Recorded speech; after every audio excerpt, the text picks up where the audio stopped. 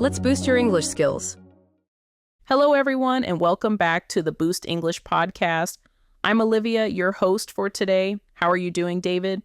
It's so nice to have you back again. Thanks for having me again, Olivia. I'm excited to be here. How's your morning going so far? It's going great. I grabbed a quick coffee before we started, so I'm awake and ready. Did you eat anything fun for breakfast? I had some scrambled eggs and toast. Nothing too fancy, but it was tasty. Thanks for asking. Awesome. Well, let's get started. To all our listeners, welcome to the Boost English podcast. I'm Olivia, and I'm thrilled to guide you through our conversation today. We'll talk about a specific topic to help you improve your English skills. Right, David? Absolutely. I'll try to keep things clear and simple while still using natural English. Let's have some fun today. Yes, let's do that. So before we jump in, how have you been, David? Any interesting updates since last time? I bought a new bike. I've been exploring the park in my neighborhood. It's so refreshing. How about you? I started painting. Nothing professional, but it's a nice way to relax. I love mixing colors and creating new scenes. That sounds cool. Are you painting landscapes or something else? Mostly landscapes, like mountains and forests. I'm still learning, but it's fun to see progress. Anyway, let's move on to today's topic, speed versus quality. Which is more important? This question comes up a lot in work and personal life. Do we finish tasks fast or do we focus on quality? Let's dive in. Indeed. Let's first consider speed. Many companies push for quick results. If you're too slow, you might miss opportunities or deadlines. Makes sense, right? Yes, in a competitive world, speed can be crucial. However, if you're too focused on speed, you might end up with sloppy results. Have you experienced that? Absolutely. When I rush a report, I often overlook details. Then I have to go back and fix it, which wastes even more time. It's not always efficient. Exactly. So there's a balance. But are there times when speed truly matters more than quality? Yes. Emergencies, for one. In first aid, quick action can save a life. Even if it's not perfect, it's better than a slow, flawless plan. Good example. And if your boss needs quick data to make a decision, sometimes providing rough information is better than missing the deadline with a perfect report. Right? On the flip side, if you're building a house or writing a book, quality is essential. You can't just throw something together and hope it works out. That's true. Rushing can lead to structural problems in construction or major flaws in a written piece. You need time to refine things properly. Exactly. So let's talk about personal experiences. Have you ever regretted going too fast? Yes, I once prepared a presentation in a hurry. I ended up with inconsistent slides and several typos. I had to explain the errors during the meeting. Not fun. I had a similar issue with a college essay. I wrote it too quickly and received a bad grade for poor organization. I learned to plan better. Right? But there's another angle. Perfectionism can slow you down so much that you never finish. So there's also a saying, done is better than perfect. Do you agree? Yes, I do. Sometimes we keep polishing and never release our work. There's a sweet spot between speed and perfection. Exactly. In business, there's also the concept of a minimum viable product. It means you create the simplest product that meets basic needs, then improve it later. Right? That strategy emphasizes speed first, then quality improvements. But it's not always suitable for every field, like medicine or construction, where safety and reliability come first. True, it depends on context. Let's also talk about personal habits. Do you prefer to do things fast and then revise, or do you take your time from the start? I usually draft quickly, then refine.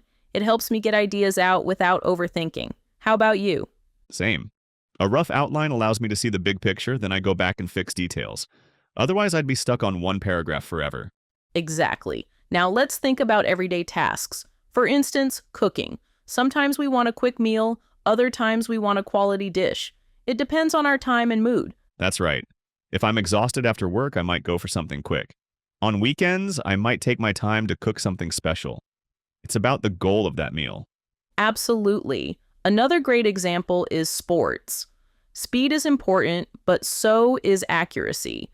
A basketball player needs quick reflexes and precise shooting. There's a balance. Yes, athletes practice until speed and quality become second nature. It's a form of muscle memory. The same applies to learning English. You need both fluency and accuracy. Good point. Some learners rush their speech to sound fluent but fill it with mistakes. Others speak carefully but too slowly. Balance is crucial. Exactly. You can practice speaking faster while maintaining clarity. It comes with time and repetition. Listening to real conversations also helps. Yes, and that's why we're here. Thinking about education, some people say it's better to speed through topics to cover more ground, while others want deeper understanding. What's your take? I think a strong foundation is crucial, so I'm more inclined toward quality, but it might depend on the student's goals and learning style. True. If you're preparing for a big exam, you might want to quickly review everything. But for long-term knowledge, thorough study pays off. Exactly. Also, in language learning, some advocate for speaking as much as possible to gain fluency, while others stress accuracy before jumping in. Right. My view is to try both. Speak freely at times, then slow down to correct mistakes. Otherwise, you might form bad habits. That's a great point. You don't want to be so afraid of errors that you never speak, but you also don't want to reinforce incorrect usage. Balance in everything indeed. Another angle is teamwork. If you're working with a group, some members might prioritize speed, while others want perfection. Yes, that can create conflict. One way to handle it is to define clear goals and deadlines, so everyone knows what's expected. Communication is key. Agreed. And in creative fields like music or film, speed might help capture a spark of inspiration. But you still need quality control in editing. Absolutely. A brilliant idea can get lost if it's not presented well. At the same time, you don't want to edit forever and lose momentum. That's why many creative professionals cycle between fast brainstorming sessions and slower refinement phases. It's a tried and true process. Makes sense. I'd say the same approach can apply to writing an academic paper. Brainstorm quickly, then methodically refine the argument and references. Right? And if you're in a time crunch, you might have to accept that not every detail will be perfect, as long as the core content is solid. Precisely. It's all about identifying which elements need the highest quality and which can be done quickly without major risk. Well summarized. It all circles back to knowing your purpose, constraints, and priorities. Then you can decide how much time or effort to invest. Yes, and that's why we recommend balancing speed and quality in almost any project. Now let's pivot to some of the vocabulary we've introduced. Great idea, we said minimum viable product, or MVP. That's a term from startup culture, meaning the simplest version of a product that's still functional. Right. We also mentioned cutting corners. That means doing something the easiest or cheapest way, often lowering the quality. It's seen as negative. Exactly. Then there's measure twice, cut once. It means plan carefully before you act, because mistakes can be costly. We also used done is better than perfect, suggesting that finishing something, even if it's not flawless, is better than never finishing at all. Yes. And let's define therapeutic. We said painting can be therapeutic, meaning it's relaxing or healing for you, not just medical. Good explanation. We used meticulous, which means showing great attention to detail. A meticulous person is extremely careful or precise. Right? Diminishing returns means that after a certain point, putting in more effort gives you smaller benefits. It's about efficiency. Exactly. Inconsistent means not staying the same. If something is inconsistent, it varies in quality or style. And leeway means extra time or flexibility. Having leeway allows you to adjust without facing major problems immediately. Perfect. I think this covers the key words. Listeners, try to use them in your own sentences to reinforce your memory. Yes, it's good to review and practice new terms. Now let's summarize our main points on speed versus quality.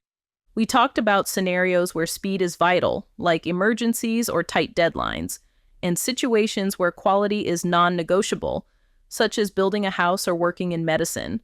Right? We also mentioned finding a balance.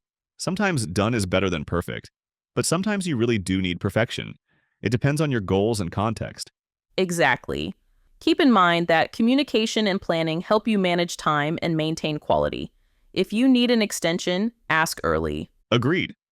And for personal projects, experiment with both approaches, fast drafts and slow polishing, to see what works best. That's often how you grow. Well said. This has been a fun conversation, David. I'm glad we could dive into this topic. I hope our listeners learned something new. Me too, Olivia. Thank you for having me. I hope everyone out there found this discussion helpful.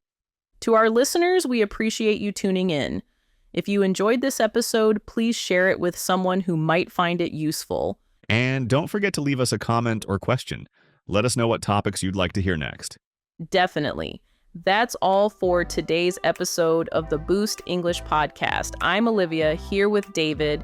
Remember to keep practicing and find your balance between speed and quality in everything you do. Thanks for listening, everyone. See you next time.